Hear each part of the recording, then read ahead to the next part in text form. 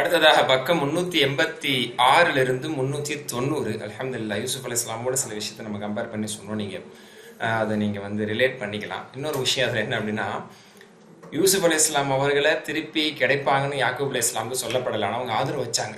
ஒரு நபி என்ற அடிப்படையில் ஆதரவு வச்சு அதை சோதனை வச்சாங்க. ஆனால் மூசா அலைஹிஸ்ஸலாமுடைய அம்மாவுக்கு திருப்பி தர்றங்கிற ஒரு ஆதரவை தாய் என்ற அடிப்படையில், ஒரு பெண் என்ற அடிப்படையில் அதை சொல்லியிருக்காங்கிறது இந்த இடத்துல நம்ம யோசிக்கணும். சரி, அடுத்து 386 வாங்க. இப்படி அவர்கள் ஒரு வாலிப நிலையை அடைந்த போது அவர்களுக்கு போதுமான நல்ல கல்வியை, ஞானத்தை, விளக்கத்தெல்லாம் நம்ம கொடுத்தோம் அப்படின்னு அதெல்லாம் சொல்றான். சரி, அப்படி இருக்கும்போது அவங்க ஊர்ல அவங்க ஒரு நபராக, இன்னும் நபியாக்கப்படலை, சரிங்களா, ஆனா ஒரு நல்ல ஒரு மனிதராக அவங்க இருக்கிறாங்க, ஒரு சிறந்த மனிதராக இருக்கிறாங்க. அப்படி இருக்கும்போது அவங்க ஊர்ல நடமாடிட்டு இருக்கும் போது மக்கள் எல்லாம் பெரும்பாலும் இல்லாத சந்தர்ப்பத்தில், ஊர் மக்கள் எல்லாம் பெரும்பாலும் இல்லாத ஒரு ஆள் நடமாட்டம் இல்லாத இடத்துல 2 பேர் சண்டை போட்டுட்டு இருக்காங்க, சரிங்களா. ஃபவஜத ஃபீஹா ரஜுலைன் யக்தசிலான், 2 பேர் சண்டை போட்டுட்டு இருந்தாங்க. ஒருத்தர் ஹாதா மின் ஷியத்தி, ஒருத்தர் தனது இனத்தை சார்ந்தவர், பனி இஸ்ரவேலர். வஹாதா மின் அதுஹி, இன்னொருத்தர் வந்து எதிரியை சார்ந்தவர், அதாவது கிபிதியை சார்ந்தவர். இப்ப தன் இனத்தை சார்ந்தவர் வந்து உதவி கேட்டார். நான் பாருங்க, என் மேலே அத்துமீறேன், என் மீது அநியாயசரா வந்து காப்பாத்துங்கன்னு மூசா அலைஹிஸ்ஸலாம் கிட்ட உதவி கேட்கிறார். மூசா அலைஹிஸ்ஸலாம் நல்ல வலிமையான ஆளு. அப்ப என்ன செஞ்சாங்க, அநியாயமான முறையில் அவன் வந்து இவரை தாக்குறான் அப்படிங்கிறதுக்காக என்ன செஞ்சாங்க, ஃபவகஸஹு மூசா, மூசா அலைஹிஸ்ஸலாம் ஒரு அடி போட்டாங்க, குத்துனாங்கன்னு வருது. ஃபகத அலைஹி, அடிச்ச ஒரு அடியில அவன் இறந்துடுறான். கதை முடிஞ்சு நல்லா தர சொல்றான். அப்பவே மூசா அலைஹிஸ்ஸலாம் சொல்றாங்க, ஹாதா மின் அமிலி ஷைத்தான், இது ஷைத்தானால் நடந்ததுன்னா, சாகனும் நடிக்கல, இறந்துட்டானே அப்படின்னு சொல்லி அவங்களுமே பதறிடுவாங்க. பதறிட்டு என்ன செய்வாங்க, அல்லாட்ட பாவமணிக்கு கேட்பாங்க, அல்ல அப்படின்னா வந்து ஒருத்தனை தெரியாம கொலை செஞ்சுட்டு என்ன மன்னிச்சிரு என்று அவங்க பாவமணிக்கு கேட்டாங்க. ஃபகஃபர் அல்லாஹ், அல்லாஹ் அவர்களை மன்னித்தான், அதை மறைச்சிட்டான். அல்லாஹ்வுடைய நாட்டத்தின்படி அவன் இறக்க வேண்டும், கொல்லப்பட வேண்டும் என்பது இருந்ததுனால அல்லாஹ் அந்த செயலை நிறுத்தினா முடிஞ்சு. ஆனா யாருக்கும் தெரியாது. இப்படி இருக்கும்போது மூசா அலைஹிஸ்ஸலாம் அவர்கள் ஒரு விதமான ஒரு பதட்டத்தோடு இருப்பாங்க. ஆனா வந்து அல்லாஹ் தஆலா அவங்களை மன்னிச்சு அதை மறைச்சிட்டதுனால அவங்க நிம்மதியாகவும் இருந்தாங்க. பதட்டத்துக்கு அப்புறம் நிம்மதியும் ஆயிட்டாங்க. அதுக்கப்புறம் அவர்கள் வந்து அடுத்த நாள் காலையில என்ன நடந்திருக்குமோ, கொலையாளி பத்தி விசாரிச்சிருப்பாங்களோ, தேடி இருப்பாங்களோ, யாருன்னு கண்டுபிடிக்கிறதுக்கு முயற்சி செய்வாங்களோ அப்படிங்கிற ஒரு நிலையில தான் அவங்க பயந்துகிட்டே வந்தாங்க. நல்லா தஆலா சொல்றாங்க, ஹைஃப யதரக்கப், அப்படி பயந்துகிட்டே அவங்க பார்த்துக்கிட்டே வர்றாங்க, என்ன பேச்சுவார்த்தைகள் என்ன நடக்குது. அல்லாஹ் தஆலா எவ்வளவு அழகா சொல்றான் பாருங்க. இப்படி வந்துட்டு இருக்கும்போது அதே ஆளு இன்னொருத்தரோட பிரச்சனை பண்ணிட்டு உதவி கேட்கிறான். இந்த மாதிரி இன்னைக்கு வந்து என்ன காப்பாத்துங்க பாருங்க. அதோட இவங்க புரிஞ்சுக்கிட்டாங்க, இவன் ஒரு குழப்பவாதி போல, சும்மா பிரச்சனை பண்ணி உதவி கூப்பிடுவான் போல அப்படின்னு சொல்லி. இருந்தாலும் உதவி செய்வோம், என்ன செய்வோம் அப்படிங்கிறதுக்காக யாரோ ஒருத்தன் இவனை தாக்க வரதை பார்த்து தடுக்க போனாங்கல்ல, பிடிக்க போனாங்கல்ல, இவன் நினைச்சுக்கிட்டான் தன்னை தான் பிடிக்க வர்றாங்க, இந்த வாட்டி நம்ம மேல கூப்பிட்டு நம்மளை அடிக்க வர்றாரு போல, இவர் அடிச்சா வேற இறந்துருவாங்களே அப்படின்னு சொல்லிட்டு கூப்பிட்ட இவனே பயந்து சொல்லிடுவான், துரிதன் தக்குத்துலனி, என்ன கொள்ள வர்றீங்களா, நேத்து கொண்ட மாதிரி அப்படின்னு வாய விட்டுருவான். நேத்து நடந்தது கொலை தானே, அது யாருக்கும் தெரியாதுல்ல, அவனுக்கு தானே தெரியும். ஆனா அவன் தனக்கு சாதகமாக இருந்தனால யார்ட்டையும் சொல்லாம இருந்தான். தன்னை தான் இவங்க பிடிக்க வர்றாங்களோன்னு இவன் மிஸ் அண்டர்ஸ்டாண்ட் பண்ணி நேத்து கொலை செஞ்ச மாதிரி இப்ப என்ன கொலை செய்ய வர்றீங்களான்னு சத்தம் போட்டுருவான். எல்லாரும் கேட்டுருவாங்க, ஓ கொலை செஞ்சது மூசா தானா என்று எல்லாருக்கும் தெரிஞ்சதுக்கு அப்புறம் என்ன நடக்கும் அப்படின்னா, அப்ப பழிக்கு பழி வாங்கணும், மூசாவை வந்து நம்ம பழி தீர்க்கணும் அப்படின்னு சொல்லி எல்லாமே முடிவு செஞ்சிருவாங்க. ரஜுலுமின் அகுசல் மதீனத்தி யஸ்ஆ, அல்லாஹ் தஆலா சொல்றான், ஒரு ஊர் ஓரத்திலிருந்து, தெருக்கொடியிலிருந்து, ஊர் கொடியிலிருந்து ஒரு மனிதர், ஒரு நலம் விரும்பி வந்து மூசாட்ட சொன்னார், அந்த மாதிரி தலைவர்கள் எல்லாம் ஒன்று சேர்ந்து உன கொலை செய்யணும், பழிக்கு பழி வாங்கன்னு நினைச்சிட்டு இருக்கிறாங்க, நீ வந்து ஊரை விட்டு போயிரு என்பதாக அவர் வந்து சொல்லுவார். அதே மாதிரி 386 முடியுது. இப்பதான் 387க்கு வாங்க. மூசா அலைஹிஸ்ஸலாம் அவர்கள் அதே அடிப்படையில் ஃபஹரஜ மின்ஹா ஹாயிஃப யதரக்கப், அவங்க வந்து ஊரை வெட்டி கிளம்பி போறாங்க. தனது உயிரை காப்பாற்றி கொள்ள வேண்டும் என்பதற்காக ஆல்ரெடி அநியாயக்கார கூட்டம், அந்த கூட்டம் நம்மளை அநியாயமான முறையில் கொன்றுவாங்கன்னு சொல்லி அவங்க வந்து ஊரை விட்டு கிளம்பி வெளியேறினார்கள். அவங்க வந்து மதியனுக்கு போகணும்னு முடிவு செஞ்சாங்க. மதியன் என்பது ஒரு நல்ல ஒரு மாகாணம், ஒரு நல்ல பகுதி. ஆனால் அதுக்கு வழி தெரியாது. அது கூட அல்லாஹ்ட்ட துவா செஞ்சாங்க, அல்லாஹ் எனக்கு வழிகாட்டு, ஐசா ரப்பி யஹ்தினி, எனக்கு மதியனுக்கு அல்லாஹ் தான் வழிகாட்டணும்னு சொல்லி மதியனை முன் வச்சு அவங்க போனாங்க. அல்லாஹ் வழிகாட்டுனா மதியனுக்கு போயிட்டாங்க. மதியனுக்கு போனால் அங்கே வந்து ஒரு பெரிய கிணறு இருக்குது. மக்கள் எல்லாம் தண்ணி இறைச்சி என்ன செய்யறாங்க, கால்நடைகளுக்கெல்லாம் தண்ணி கொடுத்துட்டு தண்ணி குடிக்க வச்சுட்டு இருக்கிறாங்க. அப்போ 2 பெண்கள், இம்ராத்தைன் ததுதான், 2 பெண்கள் மட்டும் அப்படி ஒதுங்கி நிற்கிறாங்க. அப்போ வந்து இவங்க கேட்குறாங்க, மா ஹதுபுக்குமா, நீங்க 2 பேர் வட்டியா உங்களுடைய கால்நடைகளுக்கு தண்ணி இறைச்சி விடாம நீங்க ஒதுங்கி நிற்கிறீங்களே அப்படின்னு கேட்கும் போது அந்த பெண்கள் சொல்றாங்க, இவங்கெல்லாம் தண்ணி இறைச்சி கால்நடைகளை வந்து தண்ணீர் கொடுத்ததுக்கு அப்புறம் தான் நாங்க வரணும், எங்க அத்தாவும் வயசானவர், அவரால் வர முடியல, நாங்க தான் வந்து செய்ய வேண்டிய நிலைமையில இருக்கிறோம். அவங்க வந்து ஒதுங்கி நின்று அவங்களுடைய இந்த சூழ்நிலையை சொல்றாங்க. மூசா அலைஹிஸ்ஸலாமுக்கு புரிஞ்சிருச்சு. அப்போ சரி, ஒரு பெண்களை கஷ்டப்பட வேணாங்கிறதுக்காக தான் என்ன செஞ்சாங்க, தண்ணீர் எடுத்து இறைச்சி அந்த கால்நடைகள்லாம் கொடுத்துட்டு அவங்க கண்ணியமா என்ன செஞ்சாங்க, போய் ஒரு நிலையெல்லாம் படுத்துக்கிட்டாங்க. அப்போ கூட அல்லாஹ்ட்ட துவா செய்றாங்க, யா அல்லாஹ் நீ எனக்கு என்னெல்லாம் கொடுத்துருக்கியோ அதன் பக்கம் இன்னும் நான் தேவை உள்ளவனாக இருக்கிறேன் என்று அவங்க அல்லாஹ்விடத்தில் முன் வச்சு வச்சு துவா செஞ்சாங்க. அந்த பெண் எதுவும் பேசல, தன்னுடைய தேவை எதுவும் முன் வைக்கல, எதுவுமே அவங்கள்ட்ட கேட்கல.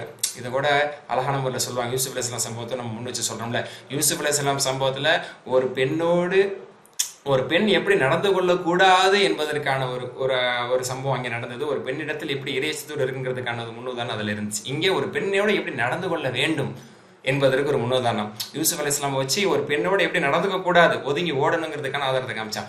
ஒரு பெண்ணோட எப்படி நடந்துக்கணும், எப்படி கண்ணியமான முறையில் பேசணும், தேவையில்லாத பேசக்கூடாது, அதுக்கப்புறம் எப்படி அவங்க ஒதுங்கி போய் இருந்தாங்க அப்படிங்கிற ஒரு முன்னுதாரணத்தை இதில் காட்டுறான்னு சொல்லுவாங்க. மாஷா அல்லாஹ்.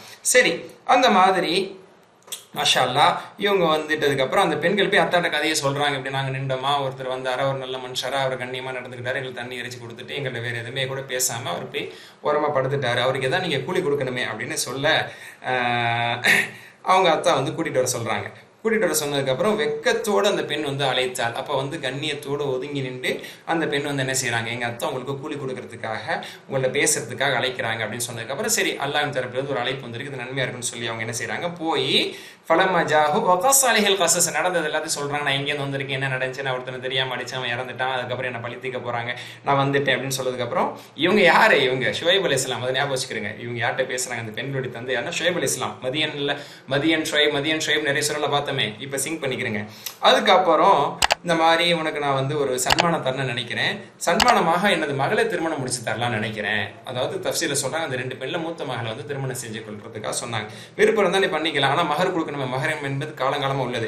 8 வருஷம் நீ என்கிட்ட வேலை செய்யணும். 8 வருஷம் வேலை செஞ்சா அந்த வேலை செய்யறதுக்கான அந்த சன்மானம் இருக்குல்ல, கூலி சம்பளம், அது மகராக நான் அங்கீகரிச்சுக்கிறேன். 10 வருஷமா நீ இருந்தா அதுவும் விருப்பம், நான் உனக்கு ரொம்ப சிரமத்தை கொடுக்கல, விரும்பினா 10 வருஷம் இருக்கலாம், 8 வருஷம் நீ இருக்கணும், என்ன செய்யுது அப்படின்னு கேட்பாங்க. மூசா அலைஹிஸ்ஸலாம் சொல்லுவாங்க, ஐயுமல் அஜலின் கதையத்து ஃபலா உதுவான் அலைய, சரி 8ஓ 10ஓ எது வேணா இருந்துக்கலாம்ல, அது மேல என் மீது குற்றம் இல்லை தானே அப்படின்னு சொல்லி அவங்க ஏத்துக்கிட்டாங்க. அடுத்த பக்கம் 388க்கு வாங்க. ஃபலம்மா கதா மூசா அல் அஜல, எப்பொழுது மூசா அலைஹிஸ்ஸலாம் அவர்கள் அந்த தவணையை பூர்த்தி செய்தார்களோ, தவணை மட்டும் அல்லாஹ் தஆலா சொல்றான். நீங்க தஃசீர்ல பாத்தீங்கன்னா 10 வருஷமே அவங்க இருந்தாங்கன்னு வருது. ஏன்னா சிறந்ததுதான் நபிமார்கள் செய்வாங்க. அந்த அடிப்படையில் 10 வருஷம் அவங்களோட வேலை செஞ்சு அதுக்கான மகராக அது மாஷா அல்லாஹ் அது அவங்க வந்து கருத்தில் கொண்டு இருந்துட்டு அதுக்கப்புறம் கூட்டிட்டு போறாங்க. 10 வருஷம் முடிஞ்சதுக்கப்புறம் நான் என் ஊருக்கு போறேன், நான் எகிப்துக்கு போறேன் அப்படின்னு சொல்லிட்டு மனைவியை கூட்டிட்டு வர்றாங்க. இந்த சம்பவத்தை நம்ம வேற சூழலை பார்த்துருப்போம். அப்ப இவ்வளவு விவரமா மற்ற சூழலை பாத்தீங்களா, பார்க்கல. அப்ப இந்த சூழல் எல்லாத்துல கூடுதல் விவரத்தை சொல்றேன், அப்படி நம்ம மேட்ச் பண்ணிக்கணும். மாஷா அல்லாஹ். அப்பதான் நீங்க எல்லாம் நில்லுங்க, மனைவிட்ட சொல்ல, நீ இங்க இரு, இந்த மாதிரி நான் போய் அப்ப உங்களுக்கு குழந்தை பிறந்திருக்கனால உம்குசூன்னு சொல்றாங்க, இருங்கள். அப்ப பிள்ளைகள் இருந்திருக்கணும். இன்ஷா அல்லாஹ் 10 வருஷம் இருந்திருக்காங்கல்ல, ஹைர். எனிவே நீங்க இருங்க, நான் ஒரு நெருப்பு தெரியுது, நான் போய் ஏதாவது ஒரு நெருப்பு கங்கையோ தீப்பந்தத்தையோ ஏதோ நான் வழி தேடிட்டு வர்றேன் அப்படின்னு போறாங்க. அப்பதான் அல்லா தஆலா அவங்களை கூப்பிட்டு மூசாவை அழைத்தான். நான் அகிலத்தின் ரட்சகனாக அல்லாஹ் இருக்கிறேன்னு சொல்லி அல்லா தஆலா அவர்களிடத்தில் தன்னை பற்றி அறிமுகப்படுத்தினான். கைத்தறியை போடுங்கன்னு சொன்னா போட்டதுக்கு அப்புறம் பாம்பானது பின்தொடர்ந்து போகாமல் அதை புறமுதுகிட்டு ஓடினார்கள். அல்லா தஆலா சொன்னா, பயப்படாதீங்க, புடிங்க, அது கைத்தடியா மாறிடுன்னு சொன்னா, கையை ஜோப்ல விட்டு எடுங்க, ஜொலிக்கும் பாருங்க. இது நீக்க புர்ஹானான், இது ரெண்டும் ஒரு தெளிவான 2 ஆதாரங்கள். ஃபிரௌன்ட்ட போங்க, நீங்க போக வேண்டியது ஃபிரௌன் கிட்ட. எந்த ஃபிரௌனை வாழ்நாளையும் பார்க்க கூடாதுன்னு இவங்க நினைச்சாங்களோ, பார்த்தா பழி வாங்கிடுவாங்கன்னு சொல்லி அதே ஃபிரௌன்ட்ட எல்லாத்தையும் அனுப்பி வைக்கிறான். அல்லாஹ்வுடைய நாட்டம் அப்படி. போங்க, அவன் பெரிய பாவியா இருக்கிறான், போய் நீங்க வந்து அவன்கிட்ட தாவா செய்கின்றதுக்கு அப்புறம் மூசா அலைஹிஸ்ஸலாம் சொன்னாங்க, இன்னி கதல்து மின்ஹு நஃப்ஸன் ஃபஅகாஃபு யக்துலூன். அதாவது சூரா தாஹால பார்க்கும்போது இது சொல்லல அல்லாஹ் தஆலா, எனக்கு வந்து நீ ஹாரூனே சேர்த்து அனுப்பு, அவர் எனக்கு முடிச்சிருக்கு அப்படின்னு சொல்லி அவங்க வந்து துவா செஞ்சாங்கன்னு வருது. இங்க அல்லாஹ் தஆலா சொல்றான், நான் ஆல்ரெடி அவங்கள ஒரு மனிதரை கொலை செஞ்சிருக்கேன், எனக்கு பழி வாங்கிடுவாங்க, அதனால என் மேல அவங்க கொஞ்சம் மிகச்சிருவாங்க. அதனால அஹ்லி ஹாரூன், என்னுடைய சகோதரன் ஹாரூன் இருக்கிறானே, அஃப்ஸோ மினி லிசானன், அவர் என்னை விட நல்ல நாவன்மை உடையவர், அவர் நல்லா பேசுவார், தாவாக்கு அவர் ரொம்ப செட் ஆவாரு, அதனால அவரையும் நீ வந்து என்னோட சேர்த்து நீ அனுப்பணும், நபியை ஆக்கணும்னு சொன்னாங்க. அந்த மாதிரி மாஷா அல்லாஹ் அல்லாஹ் தஆலா உமது சகோதரரை கொண்டு உண்மையை நாம் உறுதிப்படுத்துவோம் அப்படின்னு சொன்னாங்க. ஆக நபியை ஆக்கப்பட்டாங்க. 389க்கு வாங்க. இதே அடிப்படையில் மாஷா அல்லாஹ் எப்போ அவங்க வந்து வந்தாங்களோ, தெளிவான அத்தாட்சிகளோடு வந்தாங்களோ, அவன் சொன்னான் இது சூனியம் என்று சொன்னான், இதெல்லாம் முன்னாடி நம்ம படிச்சது. ஆனால் வார்த்தைகள் அரபியில் பார்க்கும்போது கொஞ்சம் வேறுபாடுகள் இருக்குது, அது நீங்கள் உள்ளே போனீங்கன்னா தான் புரியும். இதெல்லாம் நம்ம முன்னாடி கேள்விப்படாதது, இவர் என்னென்னமோ அது சொல்கிறாரு, இதெல்லாம் நம்ம ஏற்றுக்க முடியாதுன்னு சொல்லி அவங்க மறுத்தாங்க. மூசா அலைஹிஸ்ஸலாம் சொன்னாங்க, நாங்கள் கொண்டு வந்து இருப்பது நேர்வழியை கொண்டு வந்திருக்கோம், சூனியம் இல்லை அப்படின்லாம் அவங்க சொன்னாங்க. அதுக்கப்புறம் ஃபிரௌன் சொன்னா, இது என்ன இது, இறைவன் ஒருவன் சொல்லிட்டு இருக்காரு, என்ன தவிர வேறு யாரும் இறைவன் இருக்கதான் நான் கருதலை. ஹாமான், நீ எதுக்கு ஒரு பெரிய கோபுரம் கட்டு, அந்த கோபுரத்து மேல உச்சி வான அளவுக்கு நீ கட்டு, அது மேல ஏறி நின்றா நான் பார்த்துட்டு வரேன். இந்த மூசா சொல்ற கடவுள் இங்கேருந்து பார்த்தா தெரிய மாட்டேங்குது, அப்படி கிண்டலுக்காக நீ பெரிய கோபுரம் கட்டு, அது மேல ஏறி நின்றாவது பார்த்துட்டு வரேன், அப்படி ஒரு அல்லான்னு ஒருத்தன் தெரிஞ்சானா நம்ம ஏத்துக்கிறோம் அப்படின்னு ஏளனம்லாம் செஞ்சாங்க. அதுக்கப்புறம் அல்லாஹ் தஆலா சொல்றான், இப்படி பெருமை அடிக்கக்கூடியவர்களாக இருந்ததின் காரணத்தினால் ஒரு கட்டத்தில் அவர்களை நாம் நீரில் மூழ்கடிக்க செய்தோம், கடலில் மூழ்கடிக்க செய்தோம், அவர்களை அந்த நரகத்திற்கான முன்னோடிகளாக அவர்களை ஆக்கினோம் அப்படின்னு அல்லாஹ் தஆலா சொல்லி காட்டுறான்.